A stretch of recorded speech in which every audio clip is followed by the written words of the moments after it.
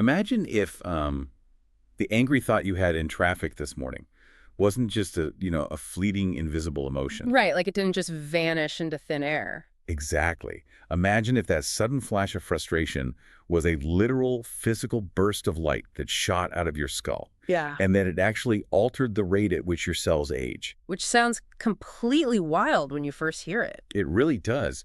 And imagine it physically changed the color of this, like, invisible, highly structured, energetic field surrounding your body. It sounds like magic, right? Or maybe some kind of science fiction. Yeah, it definitely borders on the fantastical for a lot of people. But what if I told you that is exactly what quantum physics, neurobiology, and even esoteric science are all beginning to converge on and prove? So pull up a chair, because today we are taking you on this immense journey into the very fabric of your own mind. Welcome to the Deep Dive. I am so excited for this one. We are diving into an incredible stack of sources today. We really are. Our mission for this deep dive is to completely deconstruct and then rebuild what it actually means to have a healthy mind. We are moving way beyond those standard psychological labels. No, like the basic checklists you fill out at the doctor's office for anxiety or burnout. Right, exactly. We are going to map the physical anatomy of your brain. We'll trace the metabolic fuel powering it, and then examine your daily thoughts through the literal lens of quantum mechanics. And eventually, we are going to look at the exact structures and shifting colors of your mental aura. It's a massive paradigm-shifting synthesis. It really is. So we're integrating the hard clinical neuroscience of Dr. Daniel Amen. Right. Yes, and blending that with the metabolic psychiatry of Dr. Christopher Palmer. Right. And then we're bringing in the quantum processing frameworks of Dr. Caroline Leaf, grounding all of it in the deep somatic trauma psychology of Bessel van der Kolk. And then to really push the boundaries of what we consider reality, we're integrating this highly detailed esoteric anatomy from Arthur E. Powell's seminal work, The Mental Body. Basically, we are attempting to map human consciousness from the subatomic particle all the way to the glowing auric field. And by the time we finish, the way you view a simple thought like, deciding what to have for lunch or recalling a painful memory, it'll just never be the same. It completely changes how you interact with your own brain. But before we get to the glowing auras and the quantum particles, we really have to start with the physical hardware. The meat and potatoes, basically. Yeah. The literal organ inside your skull. Exactly. Because according to Dr. Daniel Amen's research, the entire field of psychiatry is currently operating on an obsolete model. Yeah, he makes a pretty bold claim there. Yeah. He's essentially arguing that we need to just rip the phrase mental illness out of the dictionary entirely. Yes, and replace it with brain health issues. And what's fascinating here is that this distinction is not just semantics. It is a fundamental biological reality. Okay, let's unpack this. Because we're so used to saying mental illness, why is the language shift so crucial? Well, the argument here is simple but really radical. The brain is a physical organ, right? It's no different from your heart or your liver or your kidneys. Right, it's physical tissue. Exactly. So if your liver is failing, it produces a specific visible symptom. Your skin turns yellow, you get jaundice. Oh, I see. And if your heart is failing, you experience shortness of breath and chest pain. Precisely. But because the brain is the specific organ responsible for producing movement, processing sensory experience, and generating your thoughts, ideas, and words when the brain is diseased or physically damaged, the symptoms are deranged thoughts and erratic behaviors. Wow. So the derangement, the psychological struggle, is just the physical symptom of the disease. It's not a personality flaw. Or a witness of character, exactly. Amen points out that the mental health field has operated for decades on a diagnostic paradigm based almost entirely on symptom clusters. Yeah, you go to a doctor, you say you feel sad, you have no energy, can't sleep, and they basically just check a few boxes. Right, and they say, you have major depressive disorder, but they never actually look at the organ they're diagnosing. Which is actually shocking when you think about it. I mean, it's the only medical specialty that rarely looks at the organ it treats. It is. We need a brain-centered paradigm based on neuroimaging, genetics, and structural anatomy. For instance, Amen's research heavily highlights a tiny, specific brain structure known as Area 25. Area 25. Let's get into the geography of that, because Area 25 doesn't just act alone, does it? No, not at all. It acts as a central hub for the brain's depression circuit. It connects directly to the amygdala, which, as we know, is the brain's primary fear and anxiety center. So it's like a malicious traffic cop directing signals to all the worst places. That's a great way to put it. It also wires straight into the hypothalamus, which controls our stress hormone responses. And those regions are then in constant dialogue with the hippocampus, where we store memories, and the insula, where we process sensory perceptions. So if there's a physical issue there, the whole system gets thrown off. Like, the source mentions that if you have a genetic variant that inhibits how your brain processes serotonin, you might actually develop a structurally smaller than normal Area 25. Exactly. And that physical structural deficit significantly increases your risk for clinical depression. It is an anatomical reality, not just a fleeting bad mood. But it goes way beyond genetics, too. The sources are incredibly clear that inflammation specifically from autoimmune disorders can physically ravage this brain tissue. Oh, absolutely. We're talking about widespread physical conditions like rheumatoid arthritis, Crohn's disease, multiple sclerosis, or Hashimoto's thyroiditis. Right, where your immune system basically gets confused and goes rogue, attacking your own healthy tissue. And that creates a massive surge of inflammatory markers, right? Cytokines? Yes, cytokines. And these cytokines cross the blood-brain barrier and quite literally set the brain on fire. Set the brain on fire. That's a terrifying image. It is, but it's biologically accurate. That structural inflammation is directly causally associated with severe depression, bipolar disorder, schizophrenia, and even Alzheimer's disease. And the clinical tragedy here, according to the sources, is that traditional psychiatry often treats the downstream symptom without ever looking for the biological fire causing it. Right. They will prescribe a daily pill for the anxiety or an SSRI for the depression without ever checking if the patient has underlying systemic inflammation or, say, a thyroid deficiency. Which is where Amen's work with brain SPECT imaging becomes totally revolutionary. And SPECT stands for single photon emission computed tomography, right? That's right. And unlike an MRI, which just looks at the static anatomy like a photograph, a SPECT scan looks at blood flow and real-time metabolic activity in the brain. It's like a video of the brain working. And they conducted this massive study evaluating over 62,000 brain scans across 128 different brain regions, specifically to predict the chronological age of a patient's brain. And the numbers from that study are just staggering. What's fascinating here is they prove definitively that what we casually call psychiatric conditions literally, physically accelerate the aging of your brain tissue. Yeah, I have the numbers right here. If you are diagnosed with schizophrenia, your brain ages 4 years faster than normal. 4 years! That's a massive acceleration. And cannabis abuse, which is wild, considering how culturally normalized and supposedly harmless it's become, accelerates brain aging by 2.8 years. Bipolar disorder ages it by 1.6 years, ADHD by 1.4 years, alcohol abuse by 0.6 years. It's incredible to see it quantified like that. When you look at the 3D surface models of these SPECT scans, a healthy 20-year-old brain looks smooth, plump, and symmetrical. But as it ages unnaturally due to these conditions, it starts looking like a shriveled, pitted walnut. Exactly. There are literal divots and holes where blood flow has drastically decreased. Okay, but I have to stop you here and play devil's advocate for a second. If my depression or my anxiety is, at its core, just physical brain damage, if it's a lack of blood flow, if it's accelerated aging and inflammation, why am I paying a therapist hundreds of dollars to sit on a couch and talk about my childhood? That is the million-dollar question. Like, why aren't we just treating mental health exclusively with anti-inflammatory drugs, blood flow stimulators, or surgery? Right. That is the ultimate tension in modern medicine, and it forces us to confront Cartesian dualism. This is a philosophical trap laid centuries ago by René Descartes. Oh, right, the whole mind and body are separate thing. Exactly. He argued that the mind, the immaterial consciousness, and the body, the physical machine, are entirely separate entities. And society, and medicine by extension, has been trapped in that false dichotomy ever since. So we treat them as totally unrelated. We do. But yes, emotional states, your psychology, the way you interpret your childhood trauma on that therapist's couch, can and do physically alter the blood flow in your brain in real time. Oh, wow.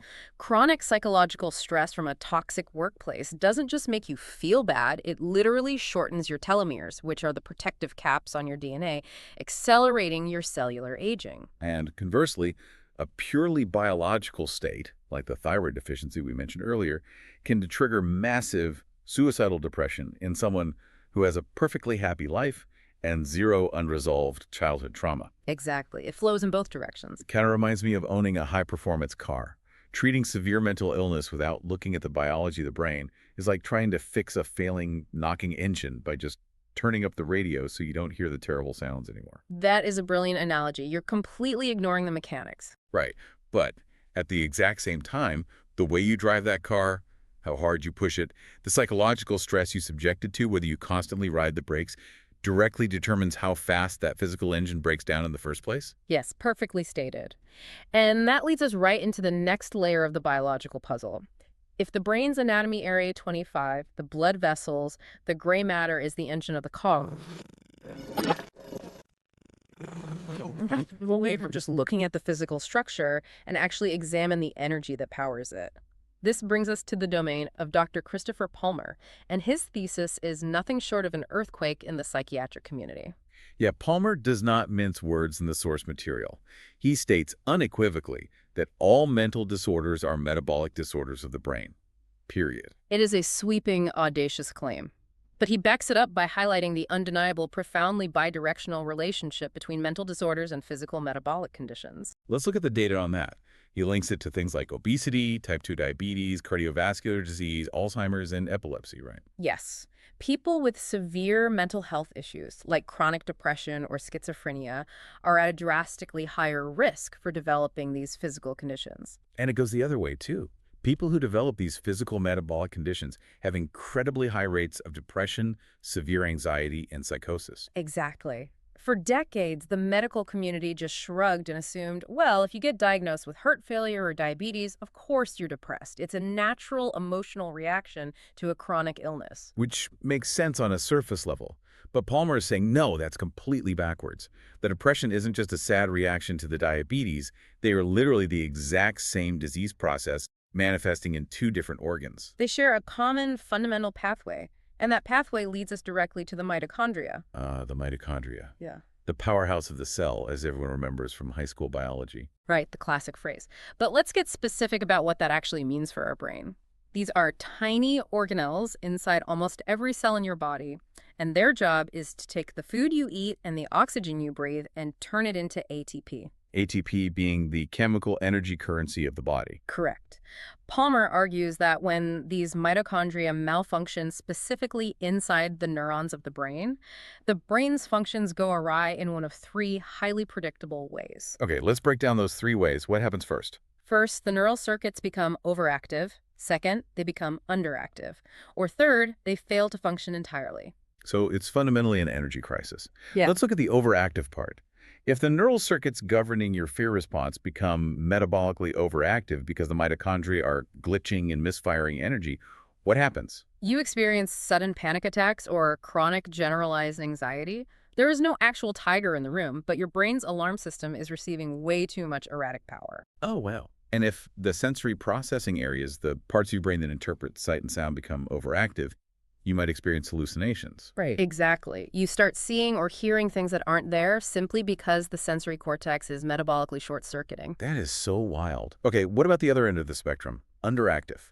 If the reward and motivation circuits, the dopamine pathways in the prefrontal cortex, become metabolically underactive, you experience severe clinical depression. You literally do not have the cellular energy to feel joy or motivation. It's not a choice. Yeah. The cells just can't power the feeling. And finally, if the mitochondrial failure is so severe that the cells shrink and die entirely, the function is permanently absent, which manifests as dementia and Alzheimer's. Yes, this completely upends how we classify mental health. It means the labels we use are mostly useless. Palmer talks a lot about the RDOC framework, the research domain criteria. Right, which was actually developed by the National Institutes of Health. It's a massive effort to move the entire scientific community away from arbitrary psychiatric labels like borderline personality disorder or major depressive disorder. Exactly, because those labels just describe symptoms. Instead, RDOC looks at fundamental human domains: emotion, cognition, motivation, and social behavior. And then, researchers measure how cellular metabolic energy either drives or fails to drive those specific domains. Okay, but I need to challenge this because I can hear people listening to this and getting defensive. Sure, it's a controversial shift. If you tell someone struggling with severe crippling depression that their problem is metabolic, doesn't that run a massive risk of creating a new kind of stigma? How so? Well, doesn't it sound like you're telling them they just aren't taking care of themselves? Like, oh, you're depressed, you must be eating too much junk food and not doing enough cardio. It feels dangerously close to victim blaming. That is a critical concern, and Palmer is incredibly careful to address this stigma head-on. We have to violently decouple the word metabolism from the concept of dieting or willpower. Okay, so it's not about just eating a salad. Not at all. Mitochondrial dysfunction is absolutely not a failure of discipline. We have to understand that cellular metabolism is influenced by almost everything in our environment, including what epidemiologists call the social determinants of health. Right, the environment we're forced to survive in. Exactly. Poverty, physical abuse, severe childhood neglect, living in a highly polluted or high-crime neighborhood, experiencing profound systemic trauma. These are not just abstract psychological burdens that make you feel sad. They physically change you. Yes, Yeah. they biologically disrupt the hypothalamic pituitary adrenal axis, the HPA axis. Let's walk through exactly how that happens, step by step. What are the mechanics of that stress response? Okay. Imagine you are a child living in a chaotic, abusive home. A stressful, terrifying event occurs. Your sensory organs detect the threat, and your amygdala immediately fires an alarm. The panic button is pressed. Right. The amygdala sends a distress signal to the hypothalamus. The hypothalamus acts like the command center, and it shoots a chemical messenger down to the pituitary gland. Okay, following the chain of command. The pituitary gland then releases a hormone into your bloodstream that travels all the way down to your adrenal glands, which sit right on top of your kidneys. The adrenal glands then pump massive amounts of cortisol and adrenaline back into your body and your brain to prepare you to fight or flee. Which is great if you are, running from a bear in the woods. You need that burst of energy. Exactly. But if you are a child in an abusive home or an adult trapped in profound poverty, you can't run away. You are trapped in that environment day after day, year after year. So the alarm never turns off. Precisely. And when you are under chronic, severe social or psychological stress, your HPA axis never shuts off. Your brain is constantly, endlessly flooded with cortisol. And over time, chronic cortisol dysregulates your metabolism at the cellular level. It damages the actual mitochondria. It literally damages the structure and function of the mitochondria inside your brain cells. So the external trauma literally causes toxic metabolic changes in the brain. Wow.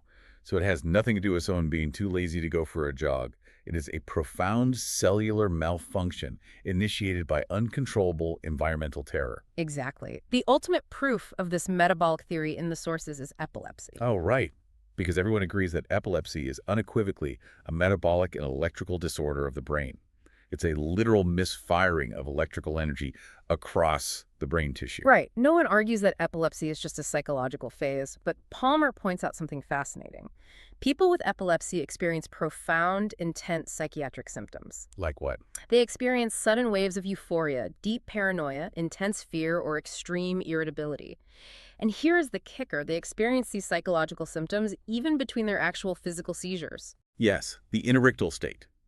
It's the time between the major electrical storms. And it perfectly, beautifully demonstrates how cellular energy and electrical firing dictate our minute-to-minute psychological experience. The metabolic glitch creates the psychological reality. Okay, so we've mapped the physical engine and we've examined the metabolic fuel, but now we have to zoom in even further. We have to cross the threshold from biology into physics. This is where things get really wild. Because if mental health is driven by brain energy and metabolism, what exactly is that energy when a thought occurs? Like, how does an abstract psychological concept like, I love my dog, or I am worthless, actually interact with a biological mitochondrion? This is where we bring in the extraordinary work of Dr. Caroline Leaf and step into the realm of the quantum mind. The quantum mind, okay. She argues that the mind and the brain are separate, yet entirely inseparable. The mind is the energetic force, and the brain is the physical substrate that the mind plays upon, like a musician playing a piano. And the sheer speed at which the mind operates is just staggering. She notes in the source that the non-conscious mind operates at a speed of 10 to the 27th power actions per second. 10 to the 27th. That is a 1 with 27 zeros behind it. That speed is unfathomable. It is orders of magnitude faster than the speed of light. Right, and that speed is exactly why classical Newtonian physics, the physics of levers and pulleys and simple chemical reactions simply cannot account for human consciousness. No, it's way too slow. The speed of a chemical electrical impulse traveling down a biological neuron is incredibly slow compared to that. It's too slow to explain the instantaneous nature of complex thought, intuition, and emotional reaction. Therefore, to understand mental health, we have to turn to quantum physics. Yeah. And the fundamental mind-bending premise here is that your thoughts are not just ethereal, invisible concepts floating in the ether. No, they are real physical things that generate measurable energy in the form of photons. Photons. literal particles of light. I mean, Albert Einstein won the Nobel Prize for discovering the photoelectric effect, proving that light is made of these distinct physical packets of energy. Yes, and Dr. Leaf is arguing that our everyday thoughts generate physical photons.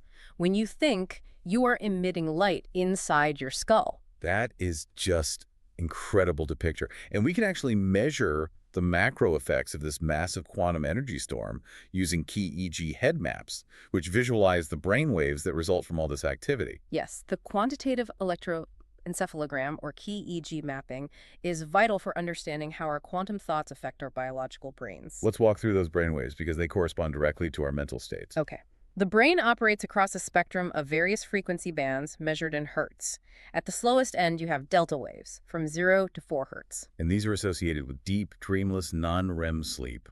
Exactly. This is when your brain is bathed in restorative chemicals and cellular repair happens. Then you have theta waves, 4 to 8 hertz. This is a fascinating state. It dominates in moments of deep insight, profound creativity, and deep emotional healing. It's kind of that twilight state right before you fall asleep or when you're in deep meditation. Yes. Then we move up to alpha waves, 8 to 12 hertz. This is your relaxed alertness. It's the bridge between the conscious and non-conscious mind. You're awake, but you're calm. You're reading a good book or taking a walk. And then you get to the working states. Beta waves, 12 to 15 hertz. This is your normal waking state. You're paying attention, you're doing tasks, you're listening to this deep dive. But then there's high beta, 15 to 40 hertz, and this is where the mental health crisis occurred. Right, because when we engage in toxic thinking, when we ruminate on anger, shame, profound guilt, or extreme stress, we create literal mental messes. That's a great term for it. On a QEEG brain map, these toxic thoughts look like violent red flares or massive tsunami waves of erratic high beta energy. The brain is basically screaming. And the physiological consequence of that high-frequency quantum storm is severe. Because this isn't just a pretty color on a computer screen, it alters the biology. It absolutely does. When your brain is locked in that toxic high beta quantum state, blood flow to the dorsolateral prefrontal cortex, the logical, analytical, problem-solving part of your brain behind your forehead, can be reduced by up to 80%. 80%. You are literally starving your rational brain of oxygen and metabolic nutrients. It becomes physiologically impossible to make a clear, rational decision when you are trapped in a high beta storm. Which is exactly why telling someone in a panic attack to just calm down and think rationally is biologically absurd. Their rational brain is offline. It's shut down by the photon storm. Right. Finally, just to complete the EEG spectrum, you have gamma waves from 40 up to 200 hertz. These flow incredibly fast and are associated with peak concentration, high-level learning, deep compassion, and the hyper-integration of information across all different regions of the brain. It is the signature of a highly optimized, harmonious mind. Okay, this is all fascinating. But if I'm listening to this while I'm stuck in traffic and someone just cut me off and my brain is currently flooding with violent red high beta waves, how do I actually use this knowledge of quantum physics to fix it? That's the practical application we all need. Right. It's great to know my angry thoughts are creating a photon storm, but how do I fix the plumbing? How do I change the physics in real time? Well, Dr. Leaf points to a concept from quantum mechanics called the quantum Zeno effect, or QZE. The quantum Zeno effect, what is that? In quantum physics, the Zeno effect dictates that a system's state can be frozen or stabilized simply by the act of observing it continuously and frequently enough. So observation freezes the state. Yes. In terms of your mind, by repeatedly and consciously focusing on positive, constructive thoughts, you can actually stabilize your brain's quantum state and halt the high beta storm. But because of human evolution, it requires rigorous effort. Because we have a negativity bias, don't we? Our brains are hardwired to notice the tiger in the bushes, not the pretty sunset. Exactly. Because of that biological bias, utilizing the quantum Zeno effect requires a strict 3-to-1 ratio. You need to consciously generate 3 positive, stabilizing thoughts just to neutralize the toxic quantum energy of 1 negative thought. 3-to-1, just to get back to baseline. Just to maintain quantum and biological equilibrium. That is a lot of mental work. It is a workout for your brain, and the specific psychological mechanism for achieving this is what she calls the multiple perspective advantage, or MPA. This directly relies on another quantum principle, superposition. Okay, we need to translate superposition, because that sounds like heavy textbook jargon. Fair enough. Imagine you have a coin and you spin it on a table. While that coin is spinning fast, it isn't heads and it isn't tails. It is a blur of both possibilities existing at the exact same time. That is superposition. The reality hasn't collapsed into a single outcome yet. Precisely. In your brain, the multiple perspective advantage is the act of keeping a stressful situation spinning in your mind without letting it immediately crash down into a reaction of anger or panic. By standing back and objectively observing your own thinking, which is a high level of metacognition, you hold the possibilities open. So the guy cuts me off in traffic. Instead of immediately collapsing the reality into, he's a jerk and I am under attack, which triggers high beta and cortisol, I hold the coin spinning. You observe the situation. Right. I think he's driving fast. Maybe he has an emergency. Maybe I'm just irritable today. I hold multiple perspectives. Yes. And when you do that, you fire up the front of your brain. You actively generate high levels of soothing theta and integrating gamma waves. And this energetic quantum shift physically rewires the neural circuitry of the brain over time. That is neuroplasticity in action.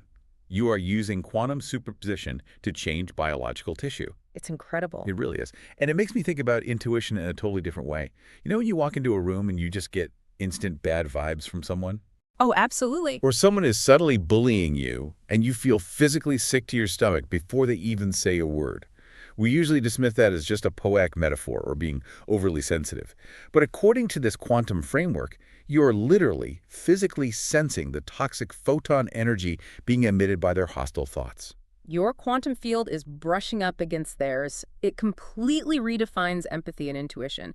They aren't magical powers. They are physical quantum sensory mechanisms. We are constantly emitting and absorbing light, which provides a mind-bending transition to our next major pillar. Yes, let's go there. We've established that thoughts emit photons, they change our brainwaves, and they alter our mitochondria. But what happens to all those photons once they leave the skull? Where do they go?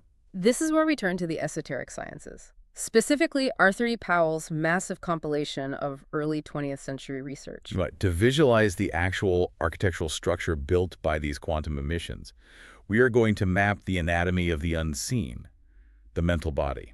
And I'll warn you, this is where we push the absolute boundaries of what we consider anatomy. Because Powell, synthesizing vast amounts of theosophical and esoteric research, argues that humans possess a distinct mental body. It is not the physical brain, but it intimately surrounds and interpenetrates the physical brain. According to this framework, the universe is made up of different gradations of matter. Yes, and we have to define those planes clearly. In this esoteric model, the physical plane, the world we can touch, is composed of solid, liquid, gaseous, and etheric matter. But beyond the physical plane is the mental world. Right.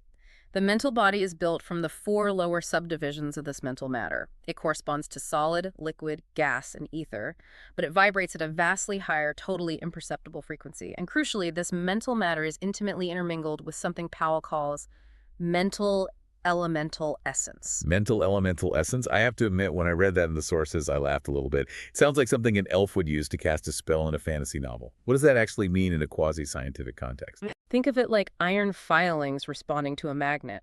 Mental elemental essence is described as a semi-intelligent, intensely active life substance. It is the ambient energy animating the matter of the mental plane. So it's just raw waiting potential. Exactly. When you generate a thought, a quantum photon emission, it acts like a magnet, and this elemental essence instantly snaps into a specific shape around that thought. Interestingly, Powell knows that this essence has a strong evolutionary drive downwards into denser, grosser matter, which often conflicts with our human desire to evolve upwards toward higher spiritual consciousness. It explains the constant internal friction we feel when trying to meditate or stay positive. It's literally a gravitational pull on our energy. It's vital to understand the shape of this unseen structure, too. The mental body is ovoid. It's egg-shaped. Yes, an ovoid structure. And because the dense physical body exerts a strong magnetic and gravitational pull, the densest, heaviest part of this mental matter is packed tightly within our physical frame, specifically concentrated inside the brain. But the portion of this luminous egg that projects outwards, radiating beyond the periphery of our physical skin, is what esotericists refer to as the mental aura. And at the very core of this egg, deeply embedded within it, there is a single, incredibly stable molecule called the mental unit. Think of it as the heart or the central processor of the mental body. Powell explains that while the general materials of the mental body are constantly moving, scattering, and regathering as we think new thoughts and discard old ones, this mental unit remains perfectly permanent and stable. Its job is to preserve the vibrational powers of every single experience you have ever had. It is the ultimate, indestructible hard drive of your consciousness. And this brings us to the internal structure of the mental body, which is fascinating because it isn't just a uniform glowing cloud. Powell describes it as having a highly specific, loose organization with distinct striations or bands. These striations divide the mental body into geometric segments, and here's the crucial part. Each unseen segment corresponds directly to a specific physical lobe or department of the biological brain. Wait, hold on, I need to push back hard on this. You're telling me that an invisible, etheric egg made of mental elemental essence is physically, geographically mapped to the ridges of the gray matter in my biological skull. How does that bridge even work? That is exactly what the esoteric anatomy suggests. Every specific type of thought, say, doing a math equation versus appreciating a beautiful painting, is supposed to function through its duly assigned portion of both the unseen mental body and the physical brain tissue simultaneously. So they work in tandem. Right. But in the average person, this dual system is imperfectly developed. If a thought tries to travel through a department of the brain that hasn't been developed or opened up yet through practice, the thought has to move laterally. It has to take a clumsy roundabout route through the mental matter until it finds an open pathway down to the physical level. Exactly. Which perfectly explains why some people just hit an absolute brick wall with certain concepts. If the energetic pathway isn't carved out between the mental aura and the physical brain, the thought literally has nowhere to go. It explains why someone might be a brilliant world-class poet but struggle to comprehend basic algebra, or why some people are completely tone-deaf and cannot perceive the structure of music. The physical and mental striations simply aren't aligned for that specific frequency of thought. It's a beautiful way to understand neurodiversity, honestly. It really is. But I still need to understand the mechanics. How does a vibration in an invisible aura actually command a physical cell to do something? How does the esoteric interface with the biology of Dr. Palmer and Dr. Amen that we talked about earlier? It operates through a continuous descending cascade of vibration. Think of it like an electrical transformer stepping down high-voltage power lines so it can safely enter your house without blowing everything up. A step-down transformer. Yeah. When you engage in concrete thinking, it sets the high-frequency matter of the mental body into vibration. This vibration then steps down an octave, significantly lowering its frequency, and strikes the grosser, denser matter of the astral body, which is the layer responsible for emotion and desire. And then what? From the astral body, it steps down yet another octave to the etheric particles of the physical brain, and finally, it triggers the electrical, chemical, and metabolic firing in the dense gray matter. So a thought starts as a pure, high-frequency quantum intention in the mental aura, triggers a visceral emotion in the astral body, which then commands the mitochondria and neurons of the physical brain to fire. Yes. It's a literal, unbroken chain reaction from invisible intention to physical biology. That makes perfect sense. And Powell provides a brilliant visual analogy regarding the mental unit we mentioned earlier. Imagine the mental unit at rest is like a magic lantern shining a light. But the unit doesn't stay at rest. As you process the world, it rotates rapidly on its axis. As it spins, it projects radiating funnels of light outward through the mental body. And where these funnels of light hit the outer surface of the aura, they create distinct, shifting bands of color. Which brings us to the most visually stunning part of this deep dive. The colors of the aura. Right. If the mental body is an ovoid canvas surrounding us, the thoughts we think those quantum photon emissions are the paint. And every specific type of thought we have visually alters our mental health and changes the color of our aura. It's a spectacular way to conceptualize mental health. Powell describes how thoughts produce vibrations accompanied by a play of color that resembles sunlight striking the spray of a waterfall, but raised to an unimaginable level of vividness and delicacy. And there is a highly specific universal color mapping to human emotion and thought, according to the sources. Let's run through that map because the detail's incredible. Let's do it. According to this framework, aspiration, the act of reaching for higher spiritual ideals or wanting to help humanity, shows up as a radiant, beautiful violet circle right at the top of the ovoid aura. Genuine devotion manifests as a clear, bright blue ring. Affection and love are seen as a broad, warm zone of crimson or rose color. Pride and ambition form a distinct, thick orange band. Intellect and logical reasoning are yellow, and it's often divided into darker ochre bands for rigid scientific thought and lighter primrose bands for expansive philosophical thought.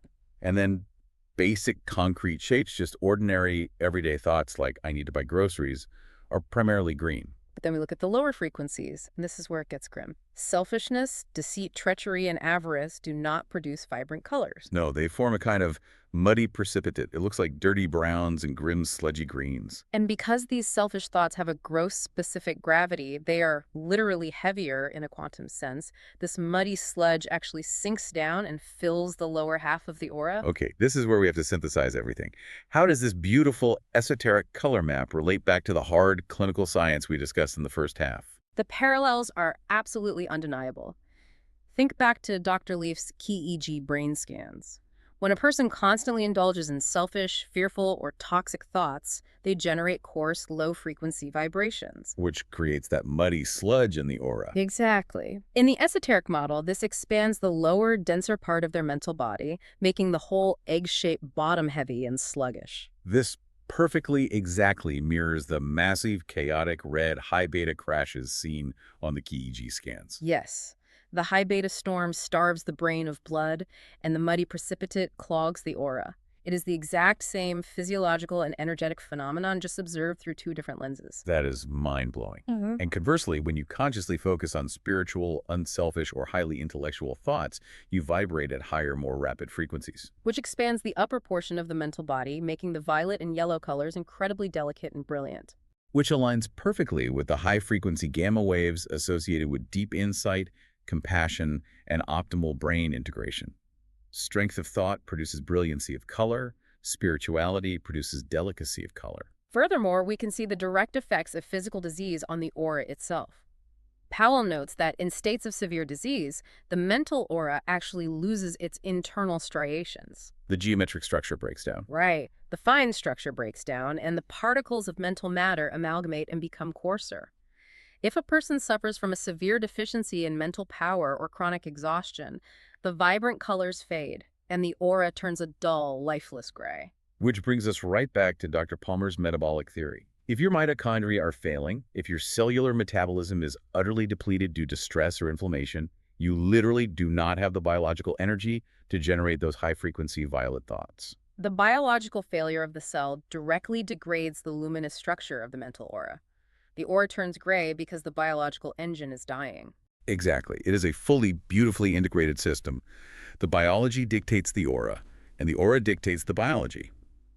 Which leads us to our final crucial pillar. We have mapped the brain top down. Right. We started from the esoteric auric field, moved through the quantum waves, descended through the emotional astral body, and landed right in the biological metabolism and neuroanatomy. But to actually cure mental illness, we must look at how to heal the system bottom up, starting with the physical tissues themselves.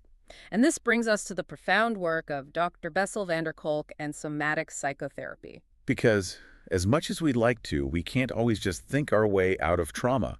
We can't always just force our aura to be violet. Van der Kolk's work highlights a brutal anatomical catch. The brain's most vital, overriding job is survival. Right, survival trumps everything. And the rational thinking part of our brain, the dorsolateral prefrontal cortex, the part that understands logic and time, has absolutely no direct neural connections to the emotional brain, specifically the amygdala, where the imprints of severe trauma are stored. This is a profound anatomical reality that frustrates so many patients. You cannot logic your amygdala out of a panic attack. When a severe trauma occurs, it is neurobiologically embedded in the primitive brain. It bypasses the rational brain entirely. Emotional events physically impact our posture, they freeze our facial expressions, they alter our breathing patterns, and they lock massive amounts of tension into our muscles. As the famous saying goes, the body literally keeps the score. So if the rational brain, the part of me that knows I am safe now, can't talk to the emotional brain, the part of me that still feels like I'm being attacked, how do we heal? Van der Kolk points out that there's a back door. The only way to access the emotional brain consciously is through a different structure, the medial prefrontal cortex. This is the brain's center for self-awareness and what is called interoception. Interoception is the act of looking inside. It is the ability to notice and feel what is happening inside your physical body in the present moment. noticing that your chest is tight or your breathing is shallow or your jaw is clenched. It explains why traditional logic-based talk therapy so often fails severe trauma survivors. You cannot just verbalize a cure if the physical body is still trapped in an autonomic biological trauma response. Somatic psychotherapy recognizes that the mind and body function in mutual continuous feedback loops. The sources mention specific therapies like the Genko method, which focus heavily on reestablishing healthy diaphragmatic breathing patterns and gentle movement to release somatic tension directly at the cellular level in the fascia and the tissues themselves. But I have to push back here because we have covered so much ground today. We just talked about quantum physics, shifting photon emissions, and glowing structured mental auras. It's been a massive journey. How can simply noticing a tight muscle in my shoulder or paying attention to the fact that I'm holding my breath genuinely heal deep psychological wounds or repair a damaged gray mental aura? Honestly, it sounds too simple. It sounds like a bumper sticker. It sounds incredibly simple until you bring it all full circle back to quantum mechanics. Okay, hit me with the physics. Consider the famous double-slit experiment, or the variations conducted at the Weizmann Institute of Science. In quantum physics, they demonstrated unequivocally that a beam of electrons is physically, fundamentally altered simply by the act of being observed. The greater the amount of watching, the greater the observer's influence on what takes place. The quantum reality does not solidify into a definite state until it is perceived by a conscious observer. Oh, wow. So interoception, the act of looking inward and noticing your body, is not just a passive act of mindfulness. Not at all. When you turn your conscious awareness inward to observe your own mind-body response, you are the observer affecting the electron beam. By simply acknowledging the trauma or the tension trapped in your physical tissue without judgment, the very act of observing it fundamentally alters its quantum reality. This conscious observation initiates the healing process across all the levels we've discussed. It relaxes the physical tissue, which changes the electrical firing in the brain, which shifts the high beta waves down to theta, which reduces the cortisol in the mitochondria, and finally begins to clear the muddy, coarse precipitate from the lower mental aura, restoring its brilliant color and strict geometric striations. That is breathtaking. It is the ultimate dual view of human existence. On one hand, you have classical neuroscience on the outside, looking in at the brain's neural firings with fMRI machines and SPECT scans analyzing mitochondria. But on the other hand, somatic psychology, quantum physics, and esoteric science are on the inside, feeling and directing those exact same firings through pure conscious experience. You absolutely need both perspectives to cure the whole person. They are simply two languages describing the exact same miraculous phenomenon of human consciousness. The biology is the physics, and the physics is the aura. What an unbelievable journey this has been. To recap the ground we've covered today, we started by dismantling the outdated idea of mental illness, realizing that mental health is fundamentally a physical metabolic process driven by the microscopic mitochondria in your cells. We then discovered that your abstract thoughts are actually quantum emissions of physical photons that can wire your brain for anxiety or profound insight. We visualized the mental body, an invisible ovoid structure where every thought you have paints your aura with radiant shifting colors or drags it down with muddy, dense vibrations. And finally, we learned that true, lasting healing requires treating the biological engine, directing the quantum focus of the mind, and honoring the deep somatic memory held within the physical tissues of the body. And that profound synthesis leaves us with a final concept for you to mull over. If the fundamental physics of the universe dictate that subatomic reality only solidifies and changes when it is observed, then your conscious attention is not just a passive byproduct of your brain. No, it is the most powerful tool in existence. By simply taking a moment, turning your focus inward, and observing your own mental and physical landscape with compassion, you are doing so much more than just reflecting on your reality. You are actively restructuring the subatomic particles of your brain, you are repairing your cellular metabolism, and you are literally repainting the vibrant colors of your aura in real time. So the next time you think about the health of your mind, remember, you aren't just a machine suffering from broken parts. You're the light interacting with the machine, and you possess the quantum power to change the entire system.